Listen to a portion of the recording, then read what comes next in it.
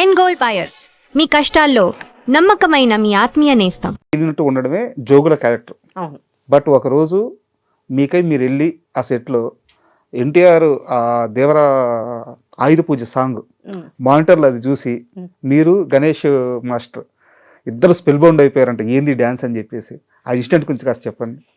అది యాక్చువల్గా గణేష్ మా షార్ట్లు ఏం జరగట్లేదండి. నేను 2-3 రోజులు ఉన్నా దానికోసమని. ఒక్కసారి ఆ కార్నర్లో నుంచుని ఉన్నాను, వరాన్ని పట్టుకుని నుంచుని ఉంటాను. అట్లా 2-3 షార్ట్స్ ఉన్నాయి. అది తప్పితే ఇంకేం జరగట్లేదు, అంతా రాత్రే జరుగుతోంది. సరే, నాకు ఎవరో చెప్పారు, ఇది ఎవరు డాన్స్ డైరెక్టర్ అంటే గణేష్ అన్నారు, Ganesh Acharya. I really love his work. ఎందుకంటే ఆ స్థూల కాయం ఏంటి, ఆ మూమెంట్స్ ఏంటి, గోవిందాన్ని స్టార్ట్ చేసింది ఒక రకంగా. అంతే మేడం, కరెక్ట్.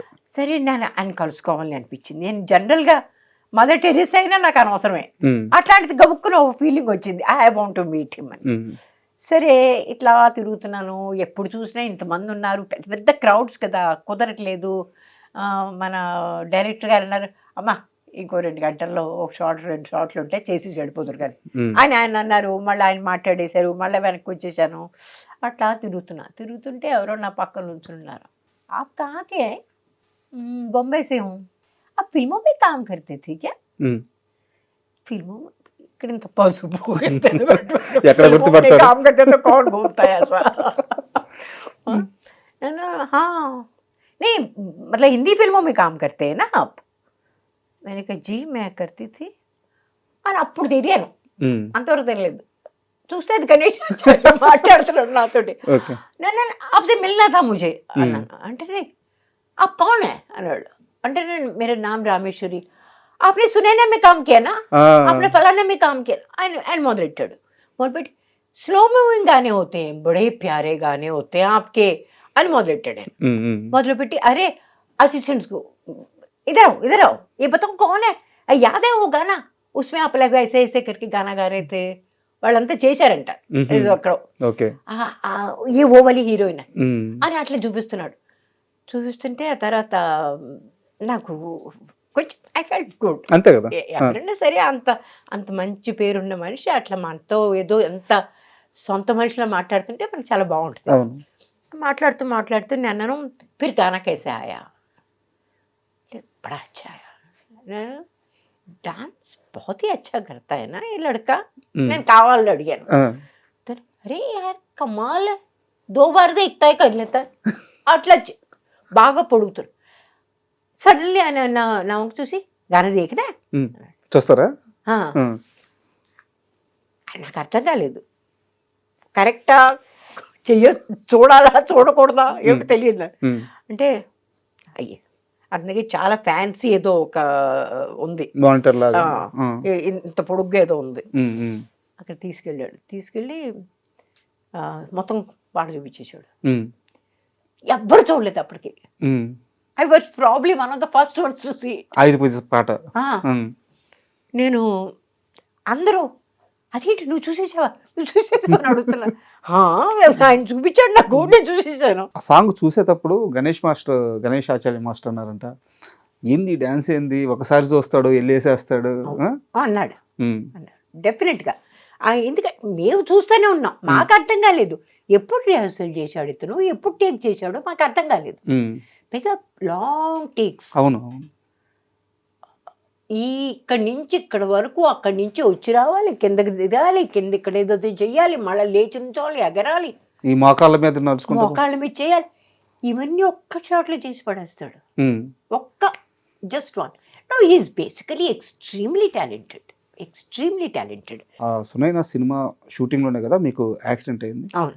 అంటే మీరు చాలా సార్లు యాక్సిడెంట్ అయింది చెప్పున్నారు, కానీ అసలు ఆ యాక్సిడెంట్ ఎలా జరిగింది? అది పాట ఉందండి, సునైనా ఇన్ నజారోं को तुम देखो అని. అది నసీరుద్దీన్ షా గుర్రం మీద నన్ను కూర్చోబెట్టి తిప్పుతున్నాడు. ఓకే. అద్భుతమైన మంచి గుర్రాన్ని తీసుకొచ్చారు, తెల్లటి గుర్రం. కాకపోతే కింద ఫాల్స్ ఫ్లోరింగ్ వేయించారు. ఓకే. చూడడానికి బాగుండాలని ఎందుకో కారణం తెలియదు. లైట్లు విపరీతంగా. నేను ఒక 30-40 కిలోల కాస్ట్యూమ్ వేసుకుని ఉన్నాను. దాని మీద పక్క దానిలో కూర్చున్నా ఈ రకంగా సైడ్ సైడ్ ఆ రకంగా కూర్చున్నా. దాని మీద ఒక షార్ప్ మెటీరియల్ పెడతారు కదా, అది కాల్కి ఏదో అంటారు, దాని మీద ఇట్లా ఇట్లా రంగురంగుల ఏకలేదో పెడతారు, అది ఉందన్నమాట. అది 2 అడుగులు తీసి అది బోల్ట్ అయింది. అలా నన్ను పడేయడానికి ప్రయత్నం చేసింది. నేనేమో జనరల్గా మనం పడడానికి ప్రయత్నం చేస్తే మనం ముందుకెళ్ళి పట్టుకుంటాం కదా, అలా పట్టుకున్నా. ఈ లోపల నసీర్ చేతిలోంచి కూడా తను వదిలేయాల్సి వచ్చింది. అంటే ఊపు వల్ల ఆ షార్ప్ మెటీరియల్ ఉంది, అది వచ్చి ఇక్కడ గుచ్చుకుని ఇక్కడి నుంచి ఇక్కడ వరకు కట్ అయిపోయింది. తమాషా కంటికి ఏమవ్వలేదు, రెప్పకయింది. కానీ ఆ ఇంపాక్ట్ ఎంత అయిందంటే ఇక్కడి నుంచి ఇంతవరకు నల్లగా అయిపోయింది. అండ్ ప్రొఫ్యూజ్ బ్లీడింగ్ అనమాట. అంటే ఇట్లా కలిపింది అంతే. నాకేం తెలియట్లేదు, నొప్పి కూడా లేదు. నేను అడుగుతున్నా ఏమైంది అని అడుగుతున్నా అందరినీ. లిటరల్గా నాకు ఇంకా గుర్తుంది, నా మేకప్ మ్యాన్ ఉల్హాస్ అబ్బాయి పేరు, అసిస్టెంట్, నా దగ్గరికి పరిగెట్టుకుంటూ వచ్చాడు. నన్ను చూసి ఎలా వెనక్కి భయపడిపోయాడు. నాకు అర్థం కావట్లేదు ఏం జరిగింది. అంటే అతను తీసుకురావట్లేదు ఎవరు. అప్పుడు మా డైరెక్టర్ హిరేన్ నాగ్, ఆయన కంగారు పడిపోయాడు. ఆయన పాపం కంగారు పడిపోయాడు. ఆయన అనదర్ డైరెక్టర్, ఆయనతో 2-3 సినిమాలు చేశాను, 3 సినిమాలు చేశాను. Very very nice man, but he was not someone who would take control. మా మొట్టమొదటి డైరెక్టర్ వచ్చాడు పరిగెట్టుకుంటూ, లేక్ టండన్ గారు, వచ్చి నన్ను హాస్పిటల్ తీసుకెళ్లారు. తను మన నసీర్ వైఫ్ రత్న, ఆ టైంలో వాళ్ళిద్దరూ కలిసి తిరుగుతుండేవాడు. రత్న కూడా వచ్చింది. Ratna knew all about Dadar area బాగా తెలిసింది, రాజ్ కమల్ స్టూడియోలో జరిగింది. తనంది నేను తీసుకెళ్తాను, అక్కడ తీసుకెళ్లారు. అప్పటికప్పుడు వాళ్ళు కుట్లు వేశారు ఇక్కడ. ఆ కుట్లు వేయడంలో ఏదో తేడా వచ్చింది కొంచెం.